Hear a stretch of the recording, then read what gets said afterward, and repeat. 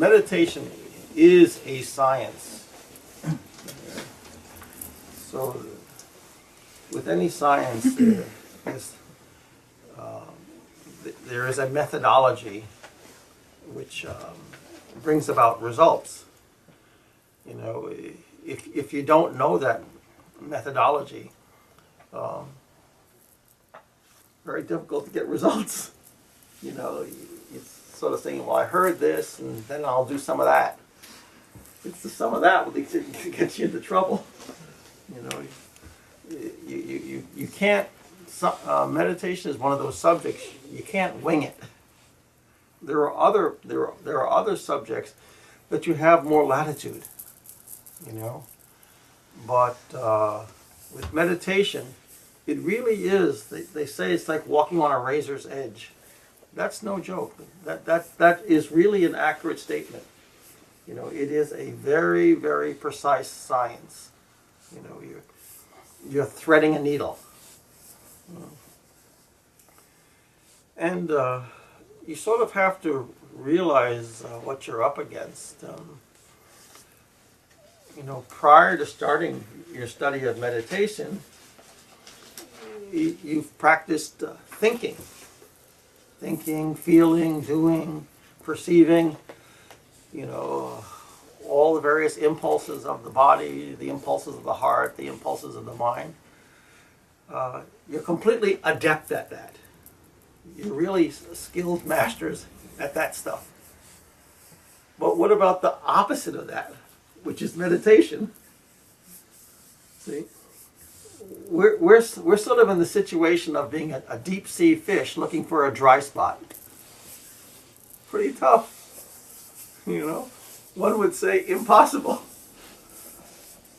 Well, it's impossible if we just employ the tools of man. But because there is inherent grace, somehow that deep sea fish can find a dry spot. It's a miracle. You know? It's definitely a miracle. But you need some souls to be able to help you evoke that miracle. Because, you know, even when you fall asleep and you think you're completely at rest, you're busy dreaming, you know. And then, at some point in that night, that miracle of complete rest, where even the mind stops dreaming, occurs. It's a miracle, you know. You know, your heart is beating 24/7, your lungs are pumping 24/7. Don't you think those thoughts are going 24/7? See? It's a miracle to be able to meditate, you know. So, meditation is a deconstruction of the activities of mind. Can you imagine that? A deconstruction. We're always trying to build it up. More, better, you know, deeper. You know, we spend all of our time building up our psychic facility. And meditation is saying, put it on hold. Now, if that doesn't clear out a room, you know, what will? You mean I'm not going to think about my children? I'm not going to think about my lover? I'm not going to think about my new car? I'm not going to think about the pay raise I just got? Think about how much that stuff means to you. You know, the new boyfriend or girlfriend, the new raise, you know, the new job, the potential of the new house. It means a lot to you. You know, the children, the family, the parents. It means a lot to you. Can you imagine the amount of psychic force, consciously or unconsciously, you're putting into that? And then the meditation teacher comes along and says to be still. Don't think about that stuff. You know, there's a silent riot that goes on in your mind, knowingly or unknowingly. You know, there's a riot that happens. But let's try to put it into a context that makes it more palatable. Given that human beings are activity-laden creatures. We're always thinking about something, feeling something, and wanting to do something. So we build up a dynamic psychic bubble that we live in. Our thoughts, our feelings, our impulses. That's the dynamic bubble that we live in. So you can look at that as a dynamic object, like a car speeding or a rocket ship speeding. That's the human condition. It's like a rocket ship speeding. It's extremely, extremely dynamic. It's intelligent and very dynamic. Lots of moving parts. And then the meditation teacher comes along and says, be simple, be still. No wonder it's tough. No wonder the whole subject of meditation is tough. Because we have this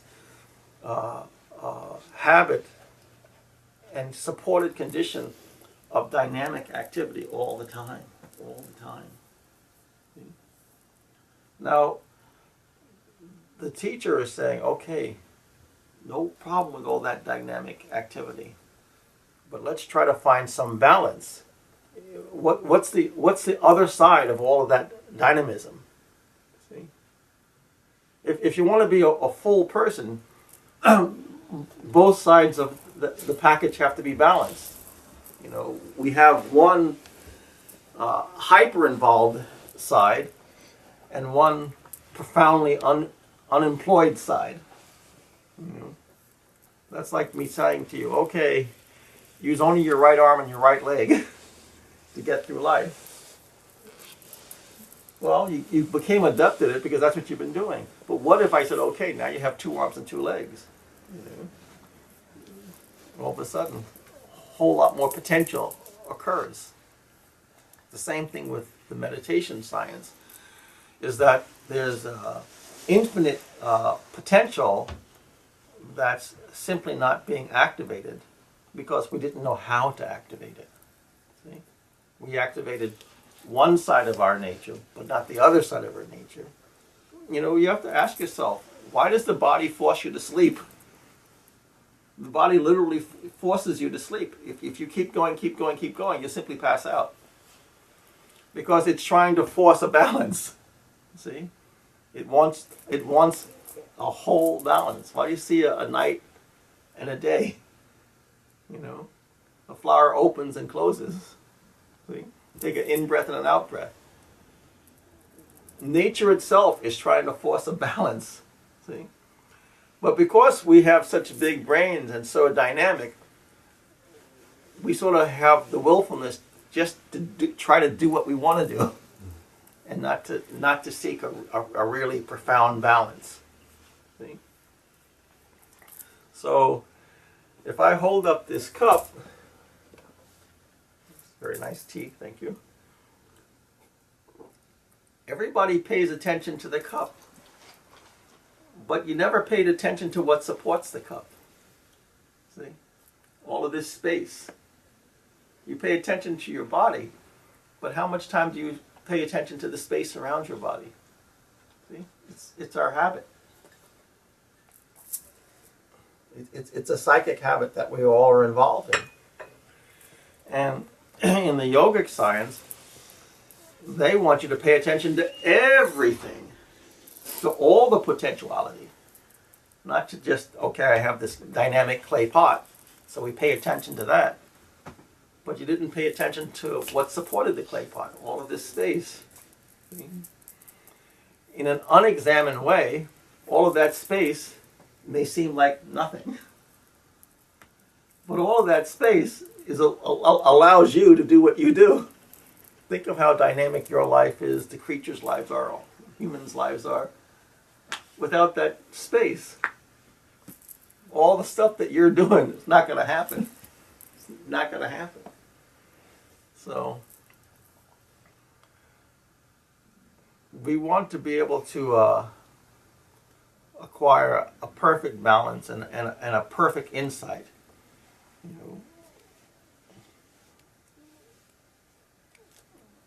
In a very conventional sense, we can think, oh, well, maybe meditation is very passive. It's not at all. It's just a very, very different type of dynamism. Very, very different type.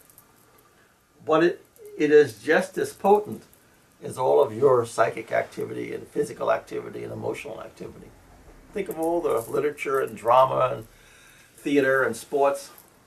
Can you imagine the intellectual and the physical and the emotional energy that's involved in all that creation and art, music, theater, dance, sports. Tremendous amount of activity. So don't you think there's another side to that? What allowed all of that?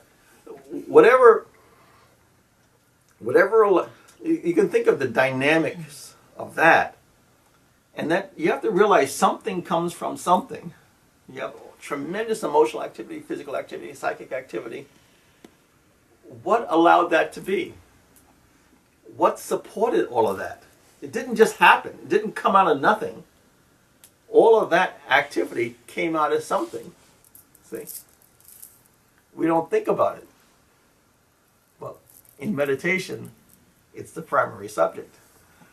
What allowed all of this obvious dynamism to occur? There's a hidden dynamism that allowed this to occur. But one side is obvious, the other side is hidden. One side is exoteric, the other side is esoteric. See? But they both exist. So we have a primary part of our existence that lies unexamined. See? A primary part of our existence lies unexamined. So simply what the great saints, the masters, the yogis of the past are saying is that we want you to examine your entire experience.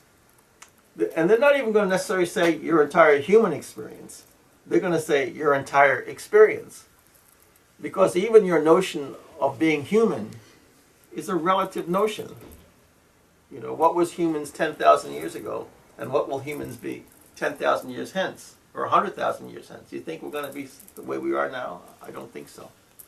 I mean, even elementary evolution says we're not going to be the same.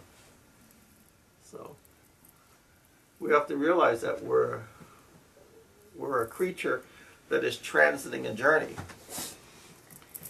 Yeah. So we have one level of social, psychological evolution, which allows us one level of perception. See? We're not a finished package yet. But the yogis say that there is a way to enhance and radically speed up your evolution. That you're all potentials. You all have the potentials of being a Mozart or an Einstein or far, far, far, far more. That the potential is there. We could even be Michael Jordan at some time, at least in his skill. Or Sammy Sosa can knock the ball out of the field. Or Gretzky. And these are all dynamic. They're geniuses in their own right. In their own right, whether they're an athlete or they're a musician or they're a scientist, they're a genius in their own right. But again, something comes from something. See? Something supported that genius. And that's what the science of meditation wants you to examine. And then to involve yourself in. So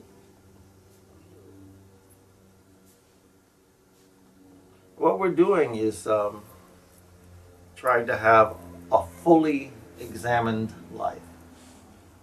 Mother, brother, sister, friend said examine activity, examine thought, examine your heart. It's only the yogi that will tell you examine silence. Everybody else says there's nothing there. There's nothing there to them because they never looked. They just assumed that there's nothing there. And assumed with a very crude instrument. The mind has not been trained properly to examine that silence. So You know, everybody yells, "Oh my God, meditation is so difficult." Well, that's true. It's only true because from birth to this moment, we've simply had the activity of thinking, of moving, of creating. So we've developed, you know, one part of our being so strongly that when anyone yoga teacher says, "Please stop for a moment," you know, it's like, what are you talking about? Stop thinking, stop feeling, you know, stop emoting all of my various forms of energy. Normal radical resistance. It's perfectly normal, you know. You know, it doesn't seem reasonable. It doesn't seem reasonable. This is why these processes take so long, because someone says, and very reasonably says, "Why should I be involved with nothing?" See, but it's a unexamined nothing. So we assume that nothing is nothing. But how is nothing possible? Is nothing possible? I don't think so. Nothing is not possible. Everything is something. You know, everything is something. So it's just that what we call nothing, another way of examining it is to say super subtle. You know, super subtle. So we have this bench that I'm sitting on. It's obvious, it's gross, we can see it. But then, if you say super subtle, you start to look at the physics of it. So it's no longer just a bench. You know, it's a composite of molecules moving. And then we go even further. That composite of molecules moving about. If we even say, what's super subtle to that? Now you're entering the meditation. Meditation goes even beyond common physics. See? It's not that there's not various dynamics. Isn't the movement of the molecules as dynamic as this bench itself? Absolutely. So what supports the molecules? What supports that movement? Where's all that energy come from that supports that stuff? Something comes from something. There's a super subtle condition that supports the movement of those molecules, all the physics of that. Okay? So it's just following back, it's tracking back what came from what came from what came from what. See? So the gross activity is easy to track, easy to follow, easy to conceive of. It's the super subtle that's not so easy to track. So we call it nothing out of convenience. We call it nothing out of convenience. Not out of examination, but out of convenience. See? Even the wind is made up of something. Can you see it? No. You can see its activity, but can you see the wind itself? No. Is it dynamic? Is it full of energy? Yes. Is it truly visible? No. Is its actions visible? Yes. When the wind hits a leaf, you can see the movement of the leaf. But you saw the movement of the leaf. You didn't see the wind. See? You didn't see the energy itself that moved the leaf. See? So you have all these thoughts, you have all these feelings, you have all these impulses. What moved that? What made that happen? See? It's super subtle. Super subtle. See? It allows all those things that are obvious to occur. So in meditation, you're studying the most subtle physics of nature. See? The most subtle physics of existence. See? The most subtle physics of existence. See? It goes far beyond common science, or even our most advanced physics science. Far beyond it. So, But there's huge benefits. Even 5 minutes of meditation has massive benefits for you, because it moves you towards the center of wholeness. You're not on the far extreme. You're moving towards the center of wholeness. The center of wholeness has more capacity. More capacity. If we have sort of a rudimentary understanding of fire, so we can heat a house in a very crude way, but if we have a more sophisticated understanding of the nature of energy, all of a sudden it can become nuclear with all the things that can be done with that. See, but we sort of get comfortable with the very rudimentary, use of energy, very rudimentary. But people who have studied more can say, okay, we can create nuclear energy or solar energy and do a whole lot more with it. See? And why did that happen? Because they investigated the nature of energy. So all of a sudden they form various gradations of energy and how to manipulate it. Right now we're still very crude. But we're not banging two rocks together, hitting sparks, We're not at that level anymore. But we're moving along.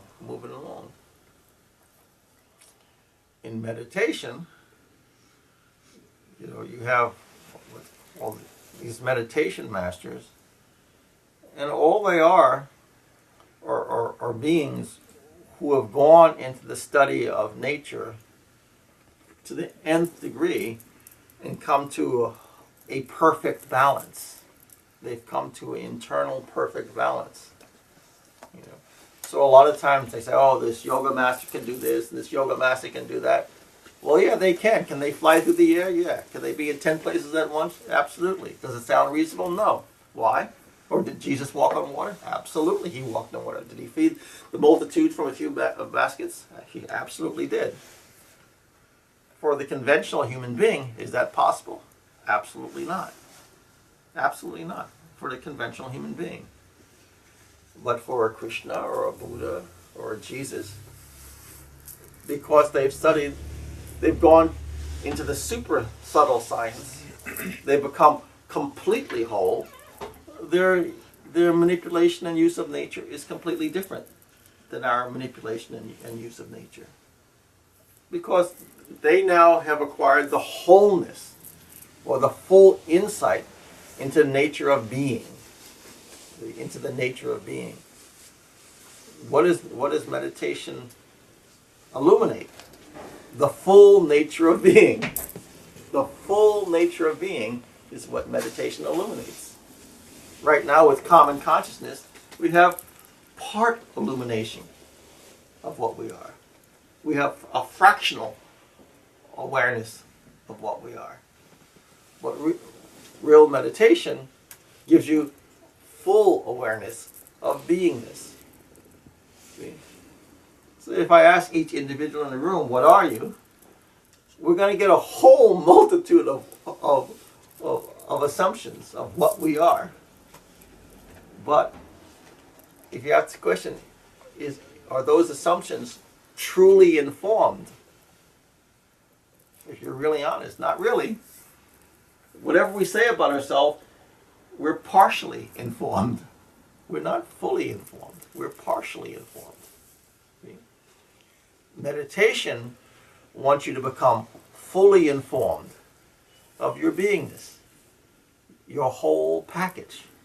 What you are truly capable of. We are partly aware of what we're psychically capable of. We're partly aware of what we're aware of or capable of in our heart.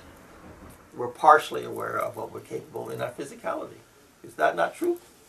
We're only partially aware of those things. We're not fully aware. We're partially aware.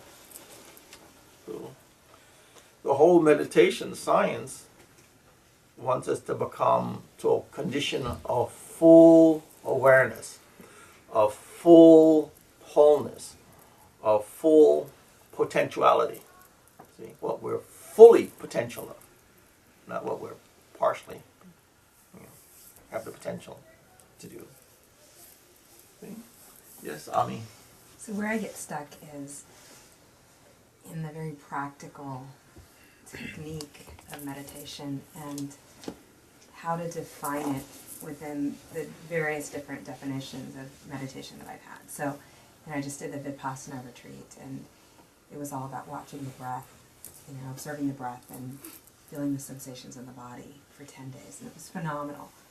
Very different from things I've learned in India, focus on Soham, or this mantra or that mantra, or do the mala. So how do we define meditation practically? And what is it trying to accomplish? Is it the cessation of thoughts? Is it the observing of the sensations in the body? Is it what is it? Well, that's a really good question.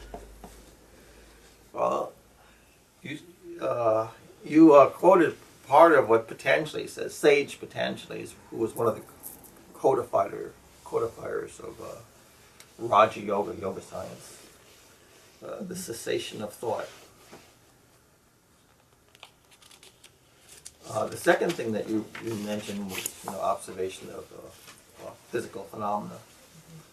That's one of the multitudes of methodologies. You also mentioned Soham, the use of mantra. Again, that's a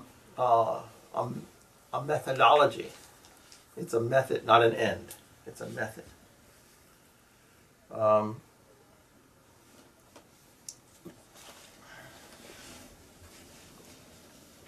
So, if you have a ball, how many ways can you get at that ball? There's really, if you hold up a spherical object, there's literally an infinite amount of ways to get at it. See? So, you'll have many different meditational methodologies to get to that one spherical wholeness. Many methodologies. The methodology may be determined by your culture, the history of that culture, because the history of that culture will say, what are the norms of how people think? So you have to come at it that way. Or you have people of different capacities, intellectual capacities.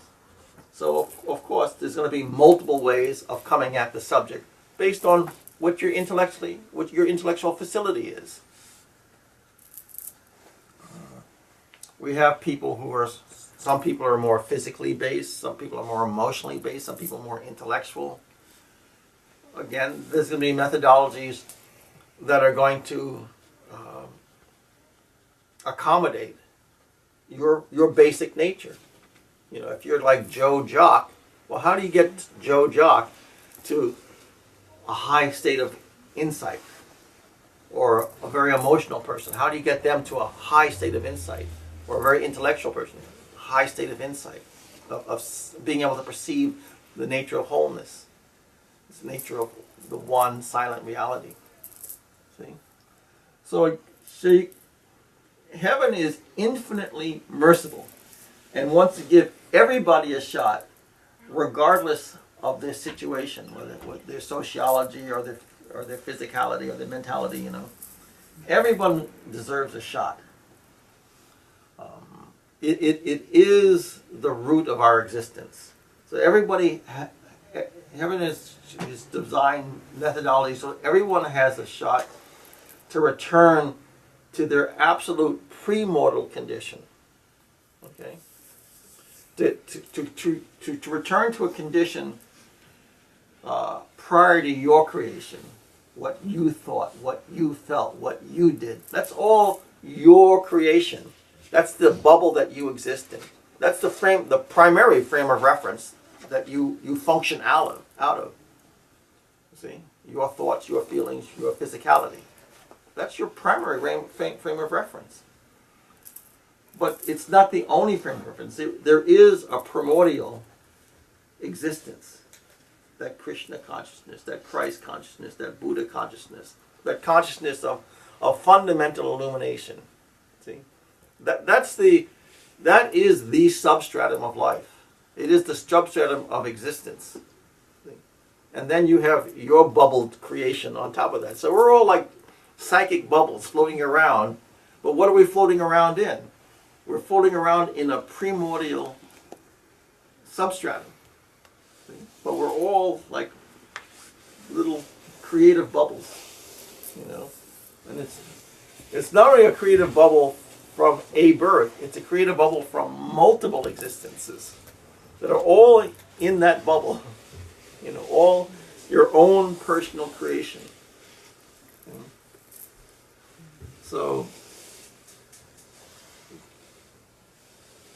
it's really a massive challenge to first get over yourself and say, okay, I want to know what Christ consciousness is, Buddha consciousness is, Krishna consciousness is, because we've got so much invested in what your creative consciousness is.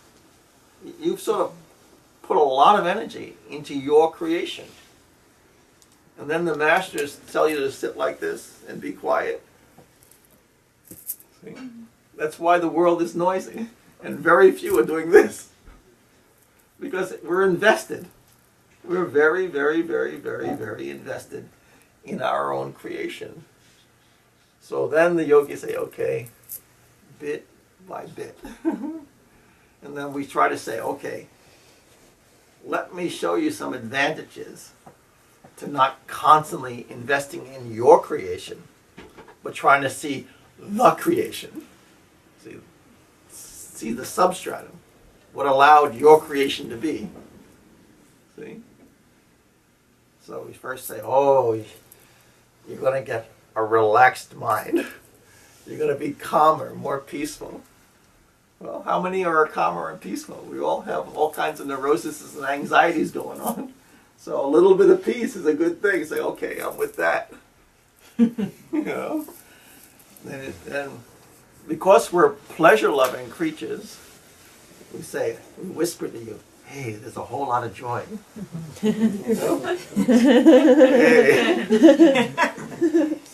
Sounds good to me, you know.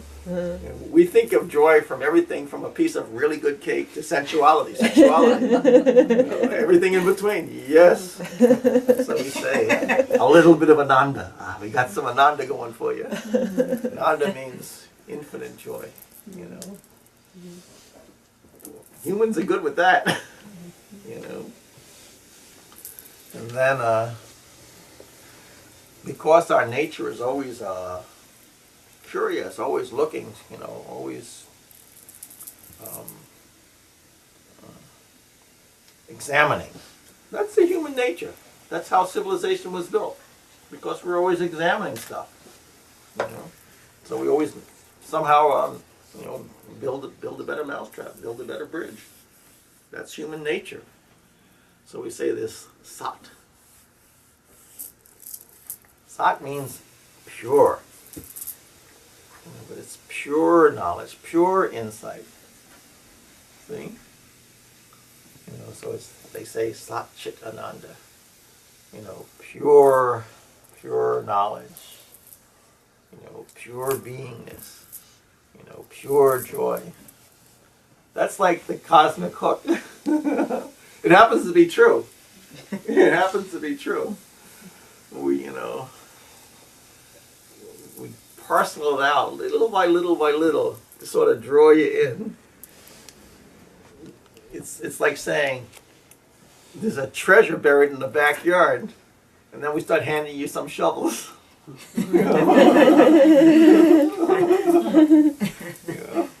Most people are going to go dig. You know, they're not going to say.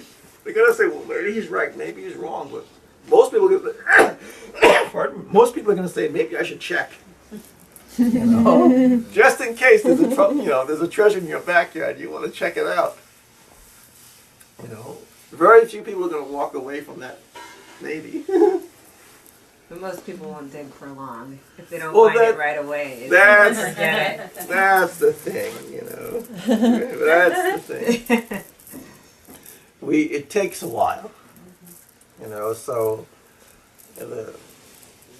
all all of the yoga sciences, all of the relationship with any kind of Dharma teacher, the truth is it's based on a friendship. It really is. The truth is it's really based on a friendship. And with that friendship, you sort of have a type of commitment to each other's welfare. So over time, you develop this relationship. And the teacher says, well, let's go look over here. And because you're French, why not? Oh, let's look over here. And then the teacher says, well, let's look over there. And then, yeah, why not? You go over there and look at it. Then let's try this method.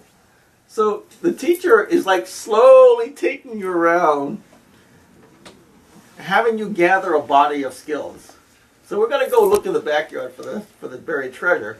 We're going to look in multiple locations, and we're going to look in multiple ways, because we've got a pretty good knowledge that there is a treasure back there somewhere. Now, if the teacher just tries to explain to you the treasure, it's like no way. You know, you're just not going to get it. You know, it's like this guy is a nice guy, but he's nuts. You know. So the teacher can't come out and tell you the nature of the treasure, really. But he or she can make various inferences and then tell you many stories of other people who have discovered this treasure so that you have some constant motivation. You know? Why did that person go from ground zero to climb that giant mountain? Well, there was a treasure up there. You know? Did he go through all these different, difficulties, both joys and sorrows, while traveling that? Yeah. But was the treasure worth it? He wrote down it was. So we say, okay, okay. There's going to be some headache, there's going to be some joy, but there's a big pot of gold up there. So we go for it. Why did anybody ever get into a boat, a wooden boat with sails, and try to cross the ocean? Why did anybody take that risk? Because they figured there was a pot of gold on the other side. So, otherwise no one's going to do that. Who's going to do that? They say there's dragons out there.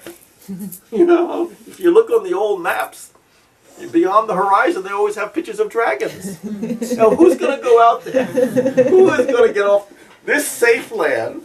My mother, my brother, my sister are here, and go out into that ocean, whether there's dragons out there. Well, because someone's whispered there's a pot of gold beyond the dragons. And it's a big enough pot of gold to make it worth it. See? So the masters are whispering to you, there's a pot of gold. Now, we're comfortable with the terrain of our hearts, our minds, our psyches, our thinking. But that's all of our activity. What about the terrain of silence? See? There be dragons there. And you start to sit and go, oh, my back hurts. Oh, my legs hurt. Oh, I'm thinking. Oh, every memory of every lover I've ever had is now pulsing in my heart. And the teacher keeps whispering, go further, be still, be silent, go further. It takes time. It takes time. You've got a lot of stuff to process. You've got a lot of stuff to put aside. See?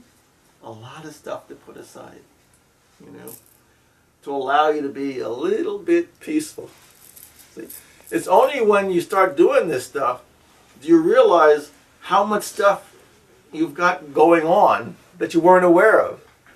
It's like on your computer, you've got, 20 some odd programs running, but you weren't aware of it. You're just working with one program, but behind that there's like a dozen other programs running. That's our situation. We've got all this other stuff going on. We're aware of the obvious. We're not aware of all the other stuff that's going on. That's having a dynamic effect on our perception and on our actions, but we're not aware of it. It's happening, but we're not aware of it. We have all these active impulses that are driving our behaviors, but it's in a secondary file. It's not primarily what we're doing right now. Right now I'm driving. But what about, all the conversations you had? Now you may be driving with anxiety, you may be driving with peace. You're not aware of it. You're just thinking, I'm getting from A to B. That's what you're thinking about. But based on all the activities that you've been involved in, the nature of your driving, the psyche on which you're driving, is all being affected. You're going to get from A to B, but how did you get there? What was the quality of your mind, the quality of your beingness? See? Important. But we're not aware of it. We haven't thought about it. See? So this whole meditation process, in the beginning, it's very, very difficult because we start to become aware of all of these impulses, psychological impulses that are functioning, that were a little bit subconscious. Not a lot subconscious, just a little bit subconscious. It's running just under your conscious frame of reference. See? And then you start to become aware of all this stuff. Oh, I didn't realize that. Oh, I know. And then you start having memories. Oh, I was 5 years old and Johnny hit me in the head. All of this stuff all of a sudden becomes conscious. See? And then you've got to say, okay, now that all of this stuff is becoming conscious, our natural instinct is to want to get involved in it all, to sort it out. But the teacher's saying, leave it alone. So now there's a tussle between the teacher saying, leave it alone, and you wanting to sort it out. You have a history of your own sovereignty. I'm going to do what I want to do because I want to do it. So don't you think it takes a little while for you to slowly cool out? And when the teacher says, leave it alone, you leave it alone? See? That's not our instinct. Our instinct is to do our own thing, to be self-creative, self-determined, self-managed. And now the teacher's saying, let it be. Pretty tough. See, can you understand why these things start to take time? Because you are the master of your own ship. You want your own creative creation. See? And the teacher's saying, let it be. And the reason the teacher's saying, let it be, is because if you get into it, you get wrapped up in your sort of a subgenre of your own creation. The teacher's wanting you to see the creation. And you're getting wrapped up in a little bit of your creation again. It's just all of those phenomena are hooks to pull you back into your bubble. See? Not into seeing the substratum. It's just another track to your own creation. Not a track to the creation. The teacher says, don't worry about it. If you want to deal with your own stuff, we'll talk about that later. But for now, for this 10 minutes, for this half hour, for this hour, for this 3 hours, we're just going to search for the creation. See? Not your creation. See? It takes time. It takes a lot of time for you to not be willful. See? It takes a lot of time for you to have the trust in someone who's taking you to something that you cannot yet perceive. See? You don't have yet the facility or the developed facility to perceive that which is more subtle. See? That's why this takes a long time. And for you to go the distance of this long time, you have to trust that teacher. Which means there has to be really a fundamental friendship going on, where you truly understand that this person is not looking for anything for themselves. They're in it for your welfare. They are absolutely in it for your welfare. See? So a Jesus or a Buddha or a Krishna or the myriad of saints and masters that existed and exist today. They're in it for you. They're in it for you. Krishna can sit in bliss consciousness. Jesus could sit and be at one with the reality, one with the kingdom. But he came back into this mess of conflicting impulses, conflicting desires, conflicting drives, conflicting politics, He came back for us. You know, that's why they call them saviors. You know, we're sort of in a sinking ship of our own creation, of our own suffering, and they come back to help us out of the pool of suffering because we don't know the full spectrum of our reality. We make a whole lot of mistakes, and a whole lot of those mistakes are harmful to ourselves and harmful to others. See? We don't mean to be bad, we don't mean to be cruel, but because of our misperceptions and our fear of the unknown, we're driven to do often really bad things. How many wars are going on right now? How many assaults are going on right now? These are not bad people. These are really ignorant people doing fearful and neurotic activities to themselves and to their society. Are they ultimately bad? No, they're not ultimately bad. But they may be way sick and do really sick things to themselves and to other people. See? So that's why they call the masters saviors. They're saving you from your neurosis, from your cruelty, from your lack of vision, from your lack of compassion. See? They're saving you from your deficits, your weaknesses. See? They're pulling you out of the soup. You know? And in that process of being a savior, they enter into this neurotic condition. So how does a person as pure as Jesus get crucified? Now how did that happen? Someone with that level of sanctity and a society can crucify him. See?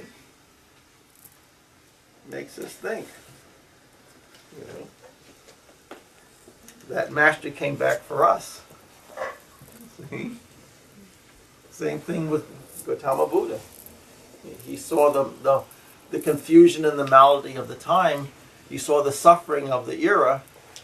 And he said, we exist in a body of suffering. And there is a way out. And there is a way out. See? Or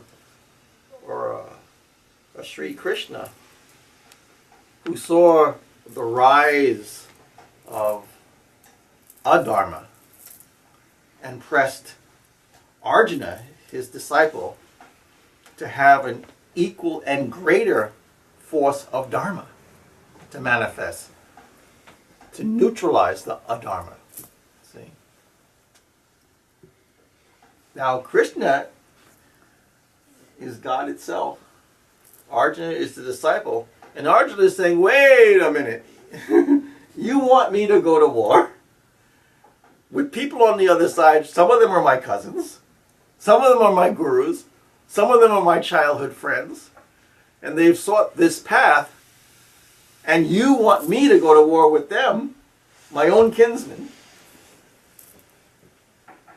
That's a tough nut. You know? That they've chosen another side. It's a civil war. Some or have chosen the path of greed and materiality, and the other have chosen the path of sanctity, of supporting all people into fullness, into wholeness, into wellness. And now you have the clash of forces.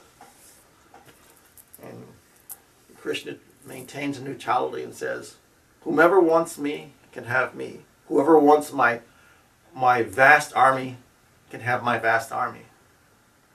So one side, the materiality side, chose the vast armies. The side of Arjuna says, if I've got God, I've got everything. You know, but one could see deeply, and one could see only materially. One saw just the masses of armies that they were going to acquire, and the other said, no, I think sanctity is going to trump everything. And Krishna was the embodiment of sanctity, embodiment of dharma, you know, righteous action, illumined righteous action. See? This is the journey that we all have to make, but you have to see the masses before us who came as our saviors had to pass through the human conundrum. See? Maintain a balance and to show a way. See? So Buddha showed a way, Krishna showed a way, Jesus showed a way. But they all subjected themselves to the conundrum, the ignorant, suffering conundrum of the human condition. See? I mean, So Guruji, sort of to follow up on that, I was curious about the different methods that the various saints brought, because the most, I think, when I think of meditation, I think of Buddha, and I know there were... where do you think Buddha got it from? Right, so I was thinking there Didn't start with him. Right, Yeah. so there are other, Yeah. are these other ways, there were other different types of meditation as well, or are they just different practices, or can you talk a little bit Both. about There's that? many types of meditations, and there's many, many, many practices. Both. Both are there. Because humans are a very dynamic, creative condition. So it's not there's two statements.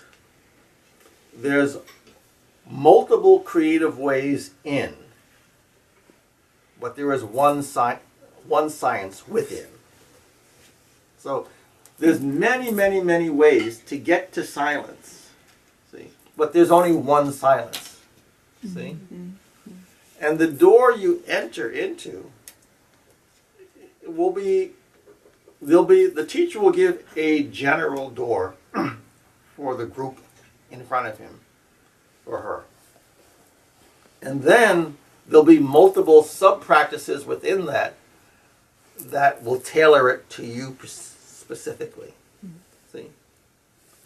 So that's basically how it works. So we'll all tell you to sit up straight, because that's just the physics of it works better that way. You know, energy will travel up the spine without being disrupted. See? You know, we'll all tell you in the beginning something simple to concentrate on. You know, because it's easily accessible. So if we say soham, or we say watch the breath, everybody, no matter who you are, where you are, you can do that. You can say soham to yourself, or you can watch the breath, because it's with you 24/7. So they say watch your breath. You can't say I can't do that. Well, you got the breath, it's coming in and out anyway, so you take a look. You know?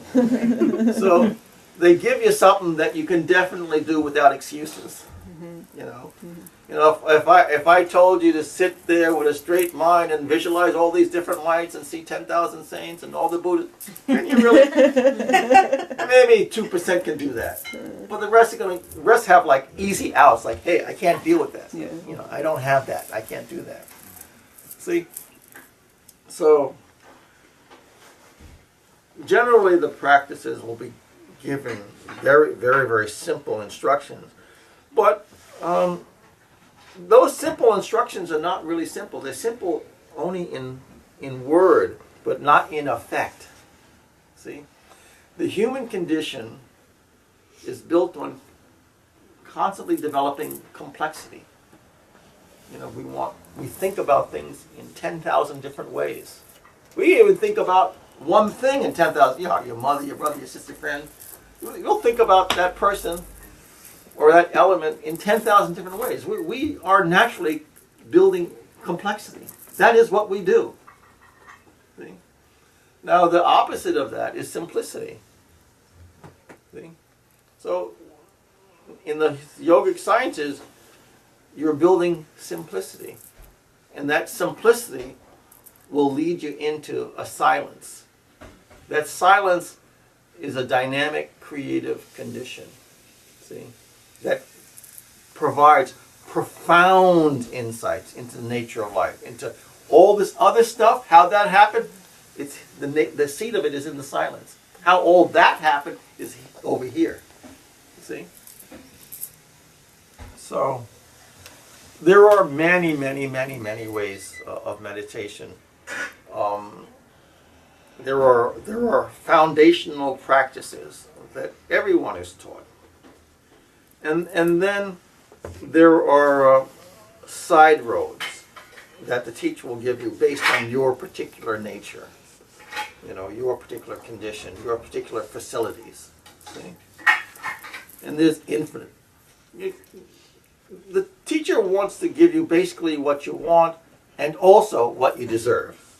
See? So he or she is going to deal with your own creative uniqueness.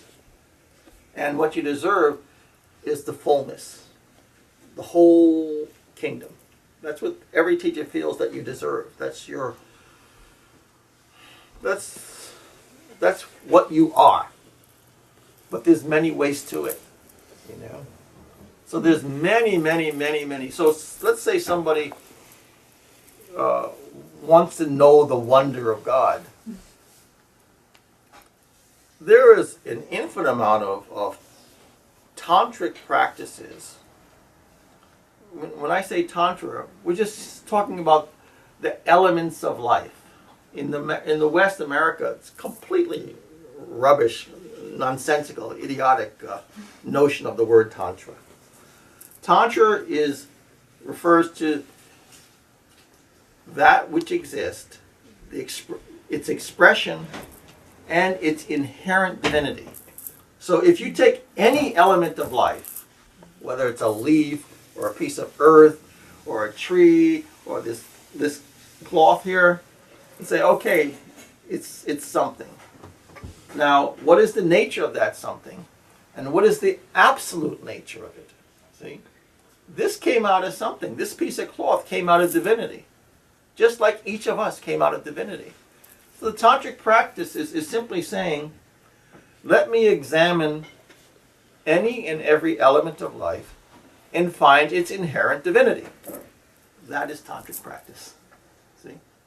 To find the divinity inherent in the elements of life. That's tantra. That is the tantra.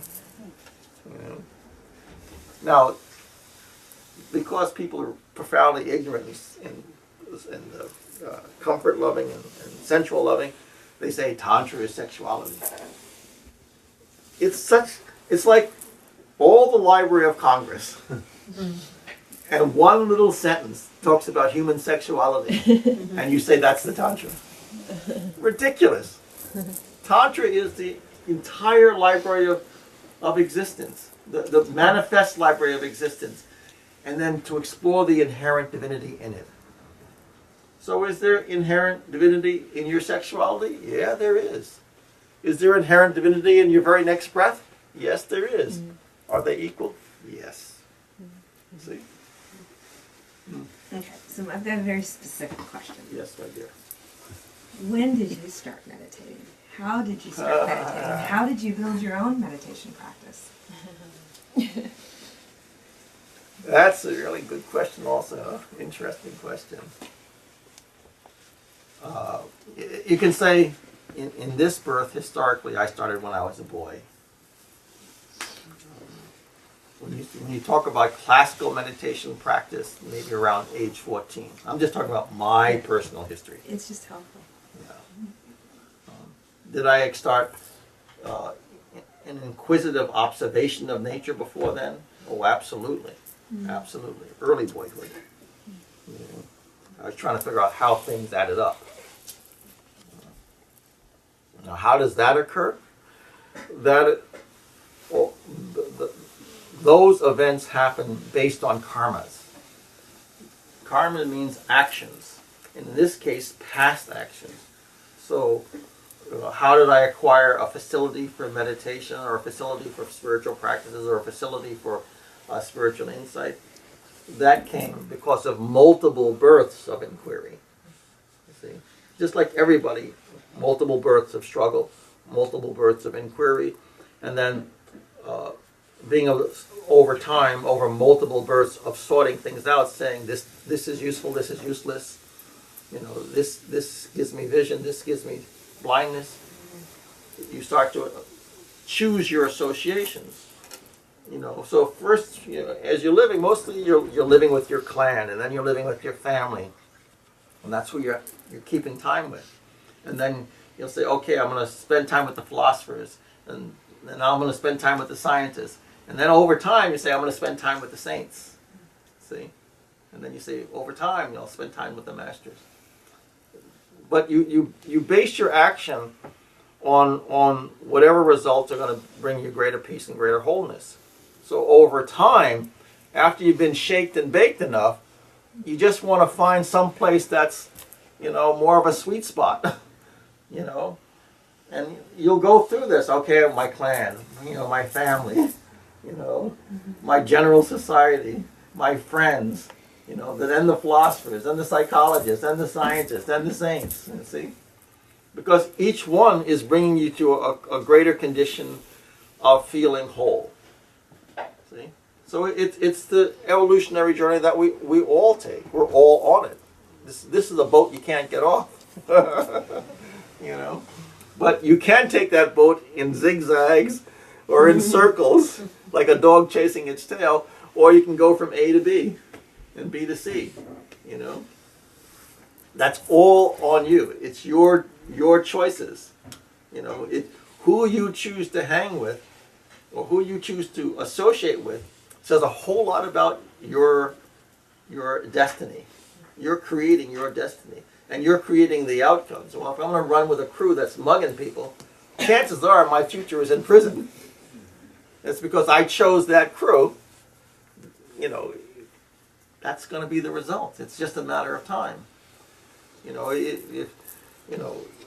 you hang with philosophers, you hang with psychologists, you're going to have one level of realization, one level of experience. Now, if you start to spend time with saints or spend time with yogis, spend time with masters, you're going to have a whole other opportunity. See?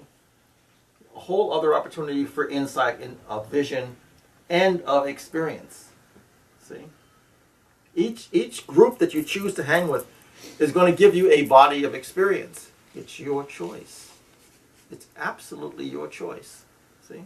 And each of them are going to give you a body of experience. And from that body of experience, you're either going to choose to be there or not to be there. Or to be there for X amount of time and then to move on. So did you start at the age of 14 for an hour of meditation and then move up? How do you gauge your meditation practice? Do you know what I mean? I know these are practical questions, but they're very... No, practical is necessary. It's bit by bit. Every yogi has a unique biography. I saw a group of people doing things that, by all conventional sense and all conventional sense of science, was impossible. They're healing people and had all kinds of foreknowledge of things to occur. Now, how's that possible? Now, if something is happening in front of you and it seems impossible, but it's happening right in front of you, all of a sudden you say, okay, there's more to nature, more to being than I ever imagined. Just like a Neanderthal looking up and seeing a plane go by. And he's saying, how's that possible? To his society, it's not possible. But for the society who built that plane, it is possible. So it means there's some other science that I'm completely unaware of. And that was simply my situation. I simply realized there's a body of science that I am absolutely not aware of, but I know it exists because it's happening right in front of my face. I cannot say these people are not getting healed. They are getting healed. So, by seeing multiple unexplainable circumstances happening on a regular basis, it wasn't a one-off. It was regular. This is what these people did. These are yogis. They do this stuff. I simply realized there's a science I am entirely unaware of that I had never thought was possible. That is possible. That's it. So I chose to associate with that type of person. You know, what was the nature of their consciousness? What was the nature of their heart? What was the nature of their activity? And what were the results of all those things? You know, so I simply chose to be with that type of person. And if I couldn't physically be with that type of person, I would study through literature those types of beings and what their psychology was, what their philosophy was, what their actions were. See? It's all, this is called the law of association. You become like what you associate with. You know, you want to become a mechanic? Hang out with mechanics. You want to become a musician? Keep the company of musicians. You know, want to become a yogi? Grab onto a yogi, grab onto a saint, grab onto a master, and don't let go. You know, you will become like what you associate with. You'll be unique, but you'll become part of that body of expression. Just like each musician is unique, but you become part of that body of expression of music. So if you spend time with yogis, you know, saints and masters, you'll become part of that body of expression of sanctity. You'll be unique, but you'll be part of that body of expression. See?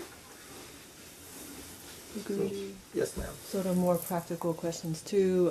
You know, there are many, you had talked about the many types, many methodologies. Many. And here in the Bay Area, we luckily now have access to a lot of different methodologies.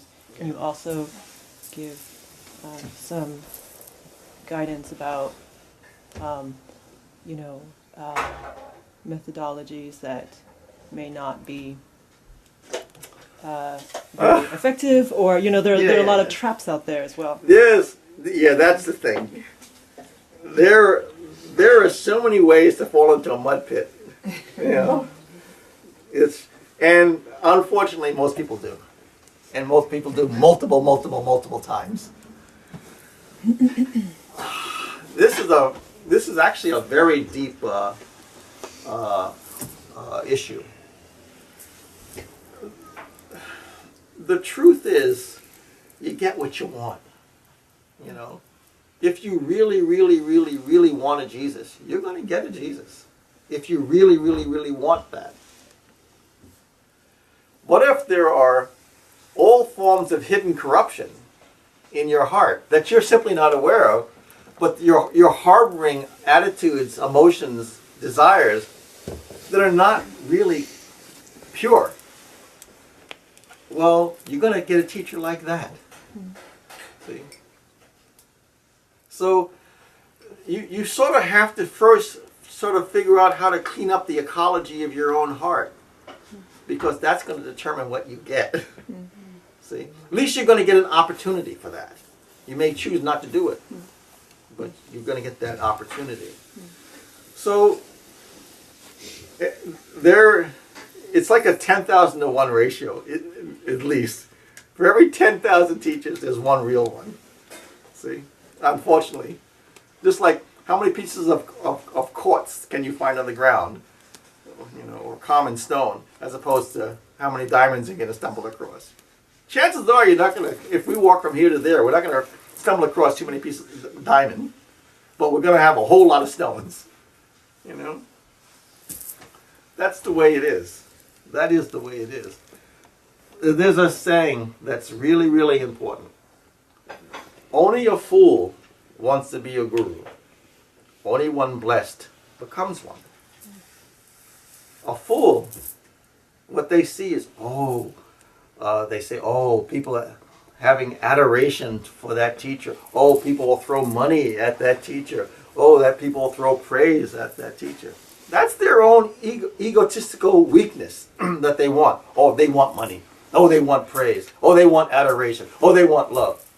That's their own human weakness. That's their weakness. And now I'll tell you another thing. No guru wanted to be a guru. There's no one that says, I want that. No real one wants it. It's something put upon you. Okay, you've been doing this and you've been that. You've said this amount of prayer, this amount of meditation. You've done all this service and all this stuff all through these multiple births.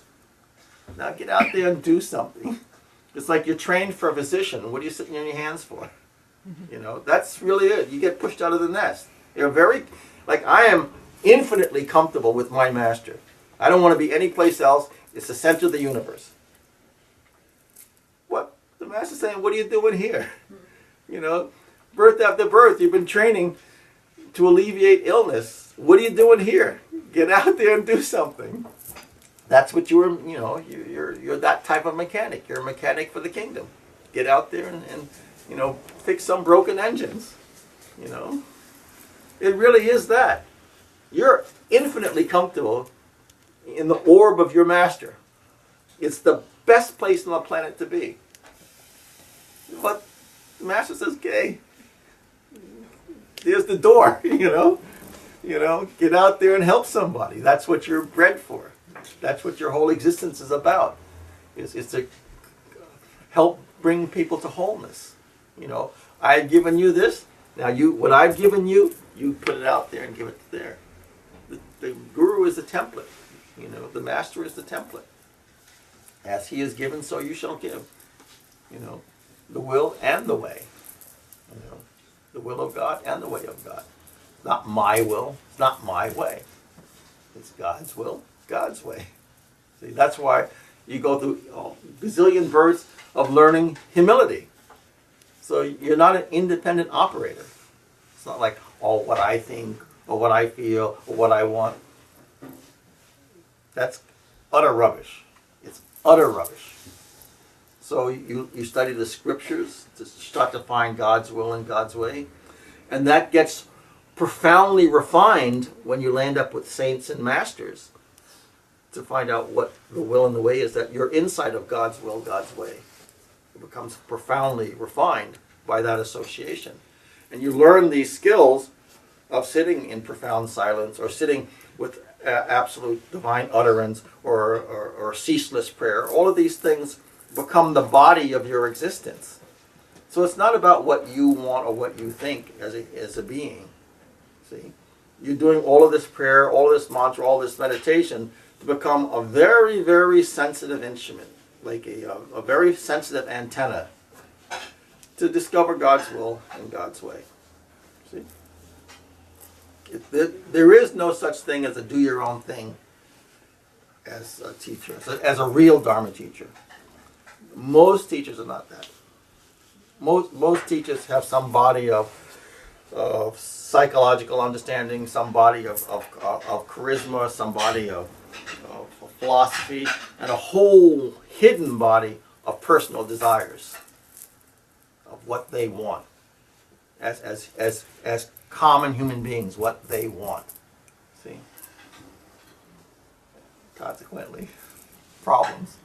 So they teach some useful stuff because they've done some useful study, but they teach a whole bunch of baloney because hidden behind the scene is a whole bunch of baloney, a whole bunch of nonsense. So to find a genuine teacher, very difficult. Very, very difficult. But most people have that level of corruption. They want some praise, they want some money, they want some girls, they want some boys, whatever their shtick is. So if you have that hidden desire, you'll gravitate to someone with that same weakness. See? Ultimately, you get what your heart is determined on. You get what's in your own heart. See? So everybody should study examples of undisputed sanctity. The Jesuses, the Buddhas, the Krishnas. Study them. Study them. Try to move towards them. The whole thing in our spiritual growth is not to see through your eyes, but to see through the eyes of the saints. When Jesus looked into the world, Buddha looked into the world, Krishna looked into the world, what did they see? As opposed to when a common human being looks in the world, what do they see? See? So we have to make this revolution and evolution, to see through the eyes of a saint, see through the eyes of sanctity. See, not to see through the eyes of our own creation and our own hidden neuroses. See, that's how we function. But by constant prayer, constant meditation, constant repetition of sacred names of God, we become endowed with that. That becomes the body of our experience. See? And then we start to see through that frame of reference. See? We become attuned to those energies. See? Every time you say God's name or say a prayer or sit in meditation, you are attuning yourself to a particular vibration, a particular body of energy you're attuning yourself to. See? You become an expression of what you've attuned yourself to. See? That's why they say japa. You take a mala. Oh, here's a mala. And each mala will have 108. So you'll say God's name 108 times. And then the teacher will say, okay, now say 2 malas of it. Now say 3 malas of it. Now say 4 malas of it. And you're thinking, what's going on here? But what's happening is your very bones are going to be moving to that vibration of that name of God, that expression of God. See? That's why you do japa over and over and over and over and over and over and over. Because you're endowing yourself with a very particular vibration that's going to give you a very particular experience and give you a very particular vision of the world. See, an experience of the world. Your experience of the world will be based on the vibration of that holy utterance, as opposed to the vibration of whatever you just sort of rolled around and stuck in your... You know what the human being is like? They're like a glue ball rolled through a garbage dump. They pick up everything. You might pick up a diamond, but you're going to pick up a lot of junk also. That's the human condition. You're rolled through the world. You just walk around. You're going to get everything. You can get Joe homeless guy, Joe sweet guy, Madam nice person, Madam not so nice person, and you just suck it all up. You suck it all up, and it's just stored away in your subconscious. Now the saints are saying, the yogis are saying, the great masters are saying, okay, that's there, but why don't you spend the time and just say Ram, Ram, Ram, Krishna, Krishna, Krishna, hey Jesus, hey Jesus.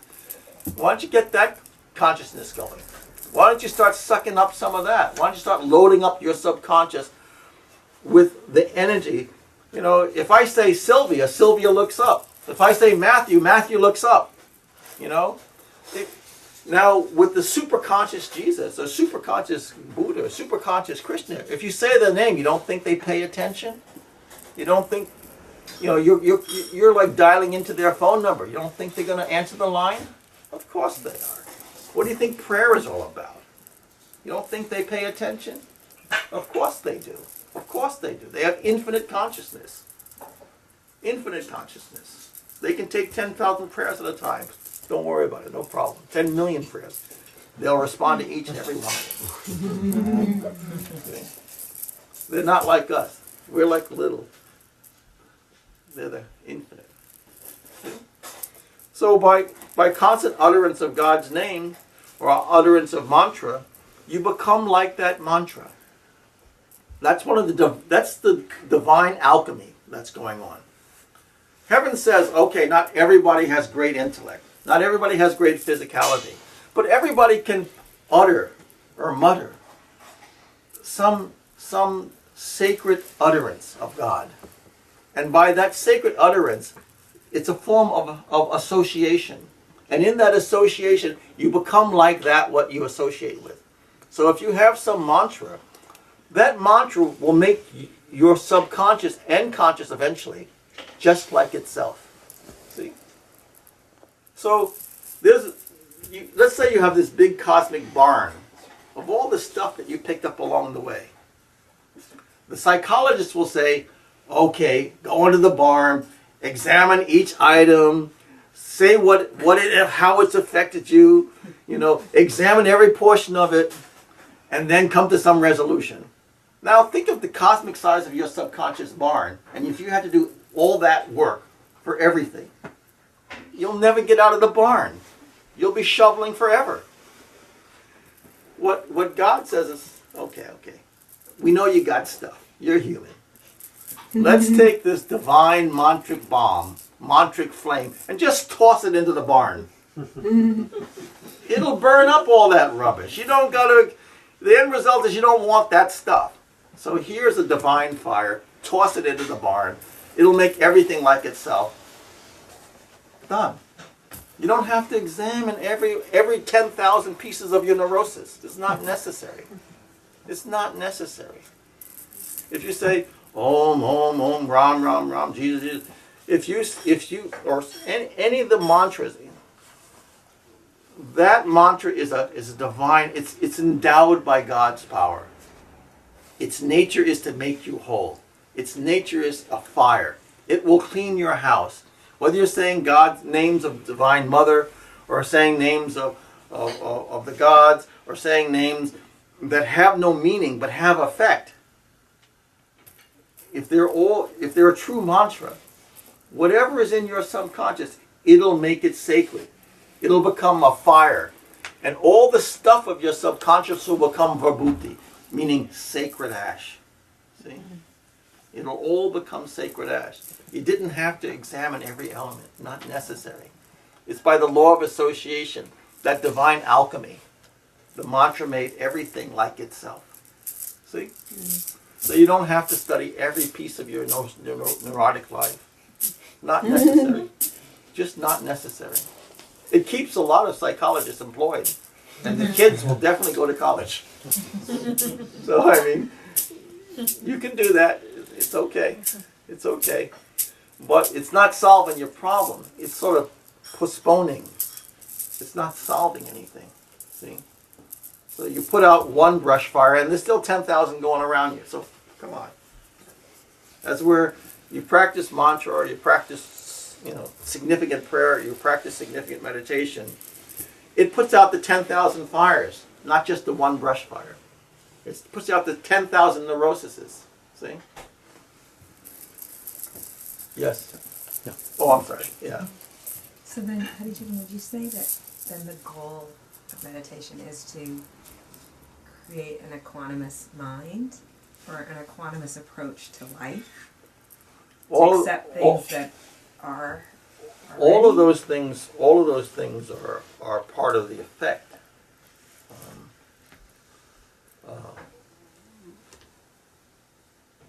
The truth is, what you get is truly impossible to describe. Because we're like three-dimensional creatures thinking at that level of limitation, as opposed to the kingdom is infinite. See, we're finite. The word yoga comes from the Sanskrit word yug, meaning to yoke together. Now, what are we yoking together? We're yoking the finite to the infinite. The finite to the infinite. See? So how can I explain to you the infinite when you're dealing with a finite consciousness?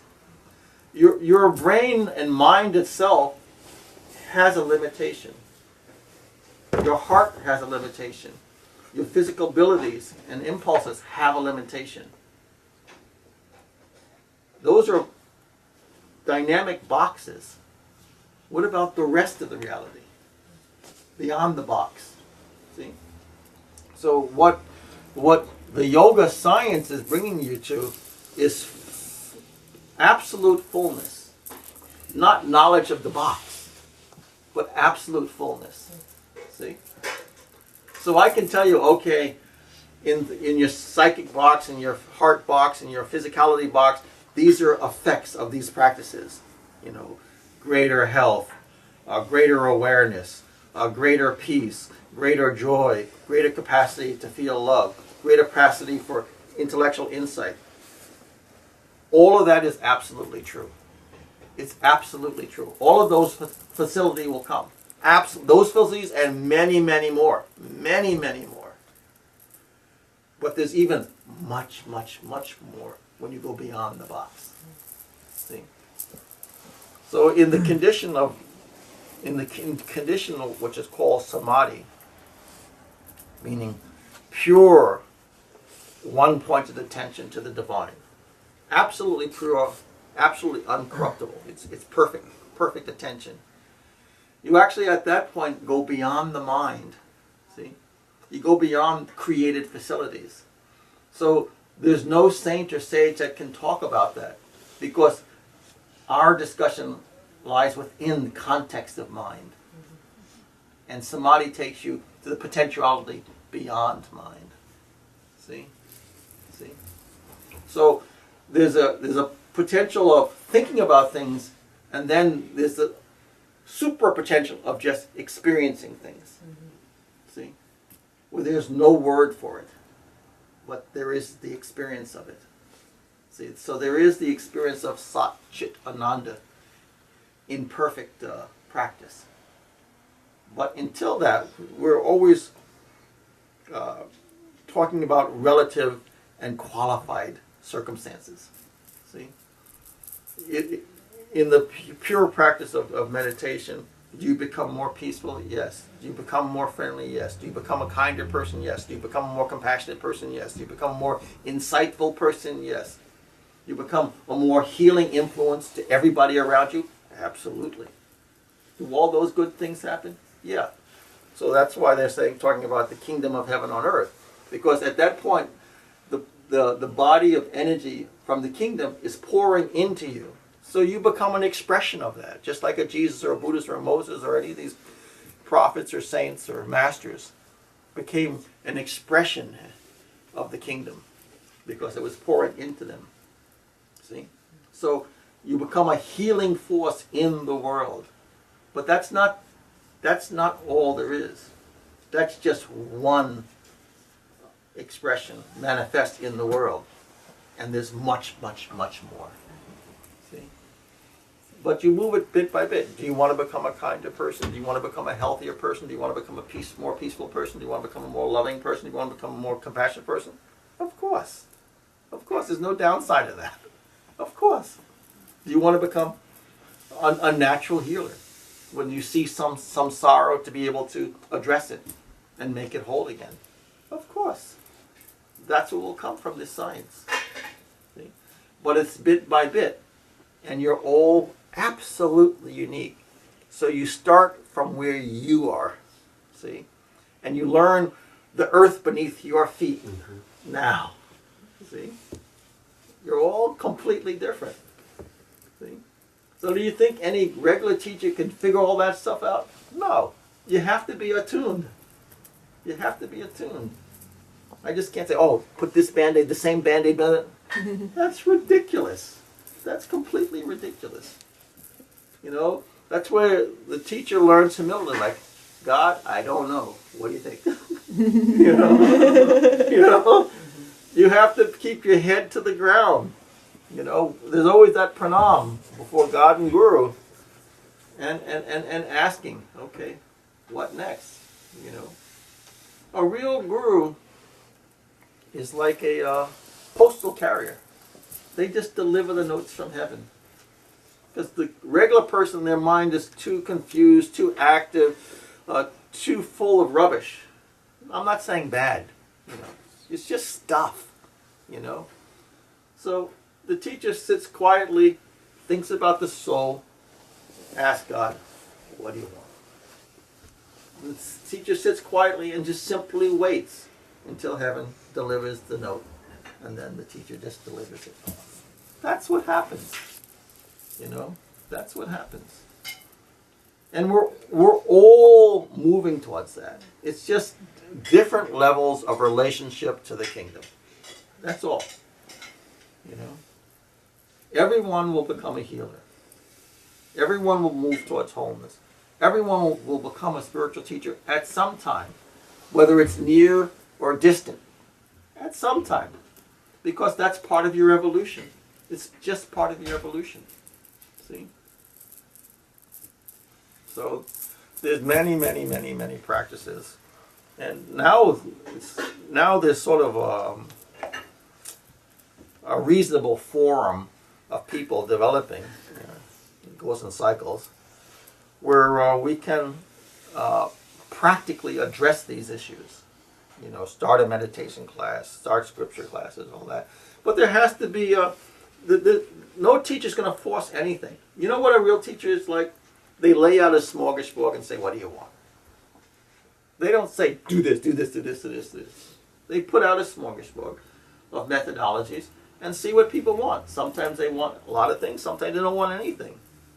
The teacher's attitude is, God bless you. That's it. There's no pushing, you know. Once you enter into the studies, you know, gently press, but no push, you know, because you have to be pressed to do this stuff. Who's going to say? The teacher says, I want you to sit for an hour in silence.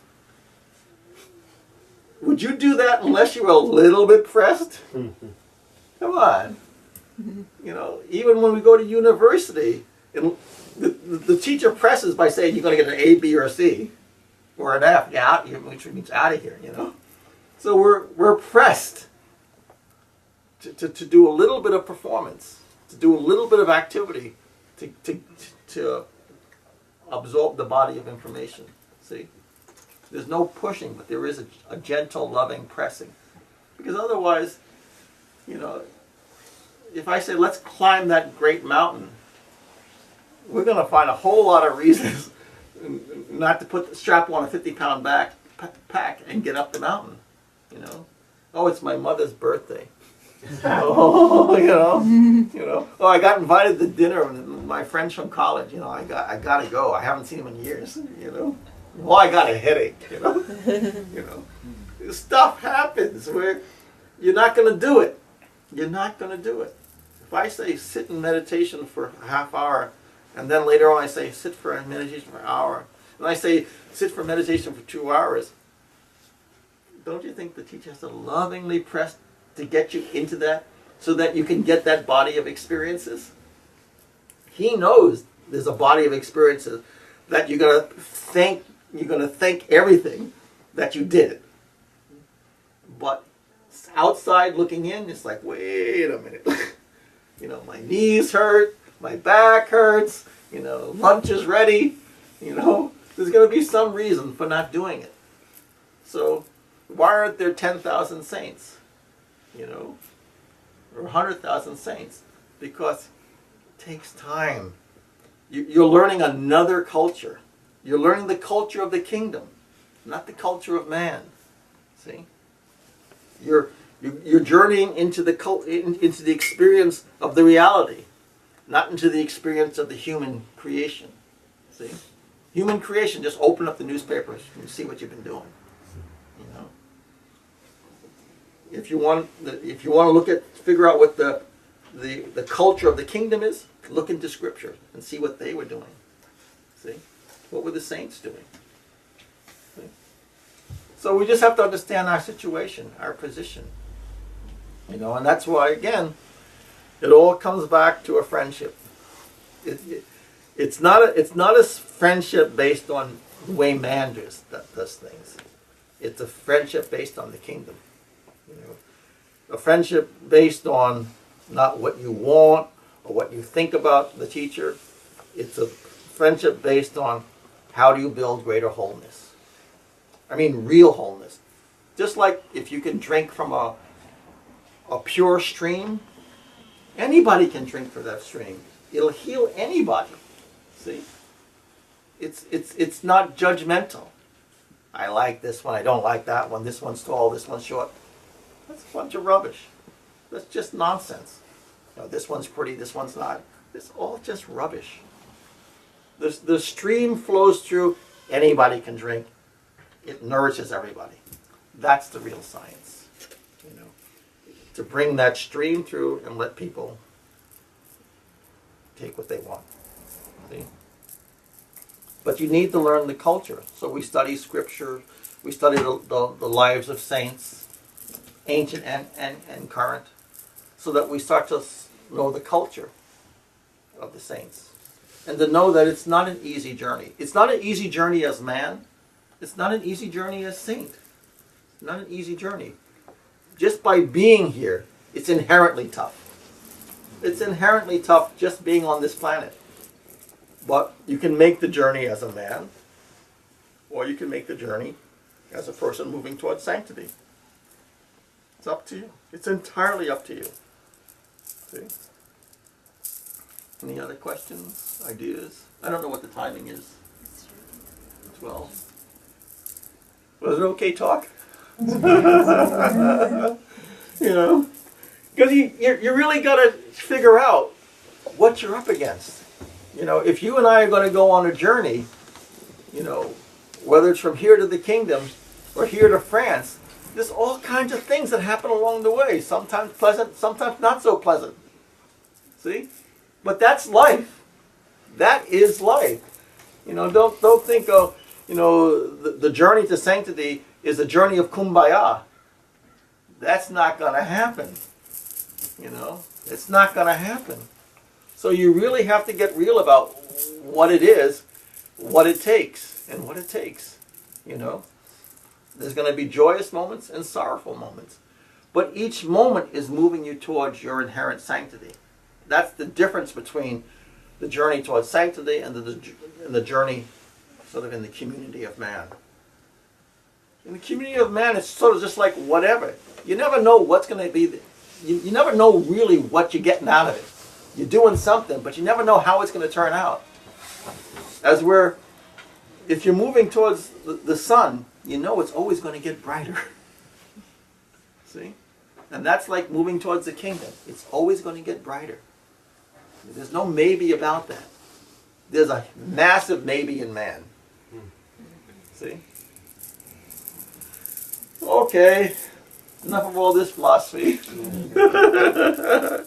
You know, when you want to get super practical, then as a group gather together and say, hey, Hari, let's do this meditation class. Let's do this mantra. Let's do this scripture. You know, let's study this saint. You know, look at the effect of Gandhi. You know, tremendous. But Gandhi, let me tell you, Gandhi started out as a well-intentioned neurotic. Really. He had Joe every foible imaginable. He started out a neurotic man and became a spiritual lion. You know, it was a very, very tough journey. But he died an absolute saint. You know, high saint. See? He certainly didn't start out that way.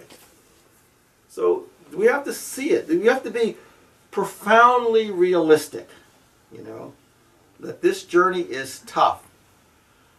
But you can become part of that community of saints. It is within you. Absolutely no doubt about it. You know, is it easy? No. Is it doable? Yes. See? So do you want to die a clod of earth? Or do you want to die a saint? It's up to you. And everything in between. It's just up to you. You know. But if you die a saint, you'll heal a whole lot of people along the way. And you'll heal a whole lot of people in the future. See? You'll bring wholeness to people. Real wholeness. Just like a clean stream, clean brook of water, where it nourishes everybody and anything that comes in contact with it. That is what sanctity is about. That is what wholeness is about. See? And pure and as judgmental as that stream, that has to become your heart.